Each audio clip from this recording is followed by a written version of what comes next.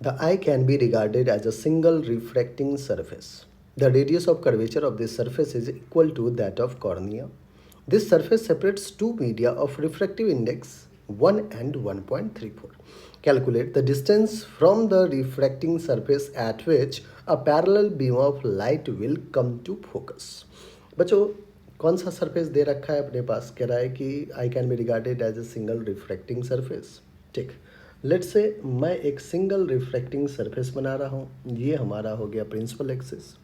ठीक है, ऑब्जेक्ट कह रहा है calculate distance from the refracting surface at which a parallel beam of light will come to focus. तो बच्चों पैरेलल बीम ऑफ लाइट कह रहा है, इसका मतलब ये आ कहाँ से रहा है? इन्फिनिटी से. तो यू ऑब्जेक्ट डिस्टेंस क्या हो जाएगा? Infinite. Radius of curvature R दे रखा है इस स्फेरिकल सरफेस का 7.8 mm. ऑप्शन देखिए सारे सेंटीमीटर में है, तो बच्चों मिलीमीटर को हमें क्या करना होगा? सेंटीमीटर. 7.8 को डिवाइड कर दिया 10 से, अब ये बन गया सेंटीमीटर. ठीक है, और क्या सब दे रखा है? रिफ्रैक्टिव इंडेक्स 1 दे रखा है 1, एंड एक और रिफ्रैक्टिव इंडेक्स μ2 दे रखा है 1.34.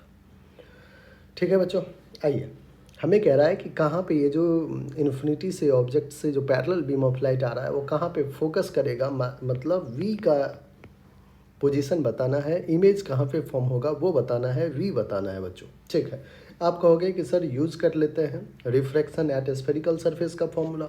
क्या होता है? μ2 upon v minus μ1 upon u is equals to μ2 minus μ1 divided by r. μ2 कितना है बच्चों? 1.34. वी हमें फाइंड आउट करना है. μ1 कितना है? 1. यू कितना है? इन्फिनिटी. μ2 कितना? 1.34 माइनस μ1 कितना? 1 डिवाइडेड बाय आर कितना? 7.8 बाई 10 दैट इज 0.78. ठीक है, देखिए 1 अपॉन इन्फिनिटी ये तो 0 हो गया है.